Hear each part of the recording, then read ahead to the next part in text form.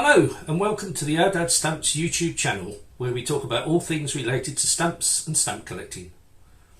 My name's Pete West and I'd like to thank you for watching this video. I hope you enjoy it, and if you do, please click on the like button and don't forget to subscribe to get regular updates of new content.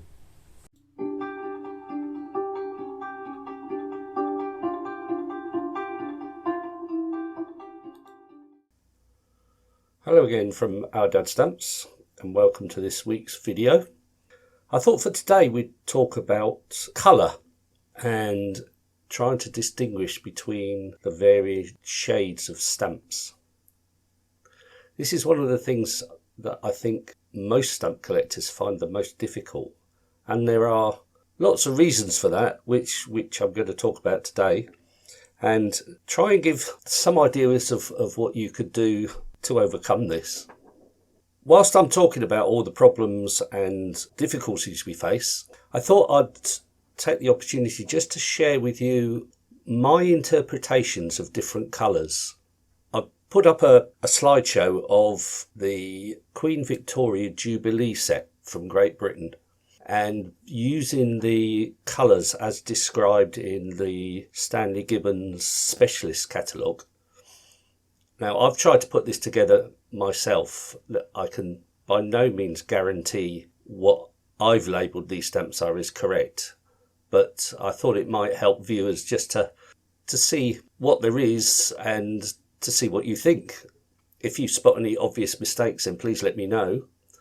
And as we shall see, there are lots of reasons why it may not be correct, but it's my best interpretation, and I don't intend to sell them as guaranteed colours. In fact, I don't intend to sell them, but if I did, I wouldn't ever suggest that these are the correct colours. So I hope you enjoyed the slideshow anyway. But let's have a look at what problems we face.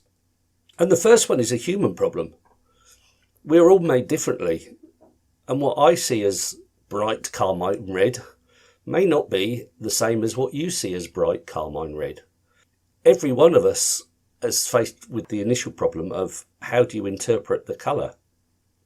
Now, putting that aside, once we've identified what bright carmine red is, and whether I see it one way and you see it a slightly different way, it doesn't matter if how we see that shade, we label it as bright carmine red, we've still got lots of other problems to face. And I'll try and go over some of the factors just so that we can see the things out there that can assist you in the identification. Another problem we face, apart from we're all human and we're all slightly different, the varied catalogues have decided to label the stamp colour differently. There is no standardisation. So what Stanley Gibbons described as bright carmine red may not be the same as what Scott describes as bright carmine red, or Michelle for that matter. So that presents another problem, and we're going to look at colour guides, but what that means is you need a specific colour guide for the catalogue that you are using to identify the colours. And if you have several different types of catalogues, that means you need to have several different types of colour guides. Another factor that affects how the stamp looks is the ambient light. Most of us, I suspect, are working in a small room that we've converted into an office, or maybe at the dining room table, or maybe even on our laps. But I suspect that there's a fair amount of artificial light involved in how you're looking. And depending on what type of artificial light you use, the stamp can look very differently. I'm lucky in that I live in a city that has allegedly 300 days of sunlight. So I get a lot of natural light, and my office has a large window which lets in an awful lot of light. So I'm lucky in that most of my work is done in natural lighting. But if you're in somewhere that you need to have the light on, and perhaps you only get the evenings to partake of your hobby, in which case you will need some artificial light, then it is a problem. And I've discovered by doing my research for this video, there is a thing called a full spectrum light that you can buy, and this apparently mimics natural light and does cut out some of the problems affecting the colour of stamps. And it may be something I'm going to invest in, although as I said, I do get a lot of natural light. But if you're constantly working in artificial light, it may be something that you should invest in to help you with the identification. A further problem we've got is the actual stamp itself. Most of the stamps that have varying shades tend to be the older stamps. The way modern stamps are printed, they tend to be pretty colour fast and pretty standardised. But in Victorian era or early 20th century, often the colours used were mixed by hand and there was no consistency. So effectively each print run could have a very slightly different shade of the stamp. And with the stamps being that old, more than 100 years old in some cases, there's lots of things that could have affected the stamps over time. Simply existing in fresh air, some of the stamps can oxidise and change colour slightly. If they're left in any form of sunlight, they can fade. This image clearly shows how the sunlight can affect even modern stamps. This is, as you can see, a first day cover from Southwest Africa that's obviously been left in sunlight somewhere. And compare it with the actual stamps below. The 15-cent has been completely washed out of colour and now just looks grey. The 3-cent, the blue has more or less stayed the same, but the brown has certainly washed out. And in the 2.5-cent stamp, there's virtually no difference. So you not only have to be aware of how the sunlight will affect the stamp, but also how it affects stamps differently and how some colours can be changed and some colours can't. So it is something you need to be careful of and be very aware of. Chemical reactions from people touching them will also affect the colour. Particularly on used stamps, it's more of a problem because they've been through the postal system and we have no idea what happened to them in the postal system. So although the colour may look, for example, a pale violet on the stamp that you have in your hand, it could well have started out a dark violet, but over time been faded just by natural elements. So you have to be careful of this when you're trying to grade stamps. As I said, it's a particular problem with used stamps, but even mint stamps, if they've not been stored correctly, could easily have changed colour over time. So there's all these problems when you're trying to identify the colour of a stamp. It's no wonder that we all have so much problem doing it. And it's something that I have a real problem with and for years really avoided. If I had a stamp and there were 3 different shades, unless it was very obvious, I always assumed I had the cheapest shade. It was only when I started buying stamps in bulk and seeing loads and loads of the same stamp that I was able to tell the difference between some shades. But as I've already mentioned in this video, I may not have it right, so it's a very subjective thing and we can only do our best. I already mentioned that there are colour guides available, but you would need a different colour guide for every single catalogue. For example, Stanley Gibbons uses 200 different colour names, apparently, in its colour guide, but Michelle uses 500 different colour names. So we've already got a discrepancy. Scott apparently won't produce a colour guide because they have recognised that it's impossible to reproduce a printed matter that replicates the colours of the stamp. So although colour guides are out there and I have a Stanley Gibbons colour guide, to be honest, I rarely use it. I don't find it particularly helpful, and as we shall see, it's laid out well so that you can look through the guide at the stamp to match the colour, but often they don't match exactly, and I find it much easier comparing like stamps to work out the shading and the colours. Now, I can hear many of you out there talking about technology. Technology's advanced tremendously in the last 50 years or so, and surely there must be some technology out there that we could use to identify the exact hue and colour of each stamp, and therefore leave no doubt as to which colour it is. Unfortunately, that's not the case. Every device that we use, every computer that we use, every phone that we use has a very slightly different method of displaying the data or the information. So once again, the colour that my stamp looks on my screen is not necessarily going to be the same as the colour that same stamp would look on your screen, simply because the screens are different. And that's aside from all the other things about external lighting, what I see, what you see, etc. So technology doesn't really help in that respect. It's also, how did the image of the stamp get to the screen in the first place? Generally, it's by taking a photo or by scanning. But once again, all the scanning devices are different. The camera that you've used is going to be different. Not only that, the software that they use to interpret what the colour is different in each case. So although technology would sound an excellent answer, and it's one I spent a lot of time researching and talking on chat sites, the experience of everybody I spoke to, it really doesn't help and it doesn't work. So the technological aspect, whilst sounding good in theory, in practice doesn't particularly help you at all, and I abandoned trying to use that completely.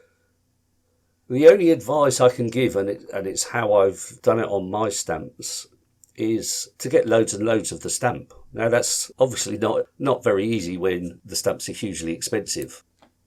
As an example, the penny Victorian stamp from Malta of 1885 was printed in rose and also in carmine. Now in carmine mint, the stamp is catalogued at £13, but the rose mint is catalogued at £95. So I wouldn't expect you to be able to get loads and loads of penny roses in order to be able to compare it. But what you can do is maybe get loads of used carmine shades, which are catalogued at 35p, so they're easy to get hold of. And this is exactly what I did. I bought a whole page of the penny carmine and sorted them into shades. And some were obviously a different shade because they'd faded over time. There are slightly different shades of the carmine in use as well, which confuses it slightly. But when I come across the rose coloured, it's very obvious that that's a different shade than the carmine. So by buying a whole page, I was able to sort the odd one or two that were the expensive shade. And what I've learnt over time is once you've been able to identify that one particular stamp that's a different shade, you now have a reference that says this shade is the shade that Stanley Gibbons recognises as rose, so you can always compare your stamps to that particular stamp.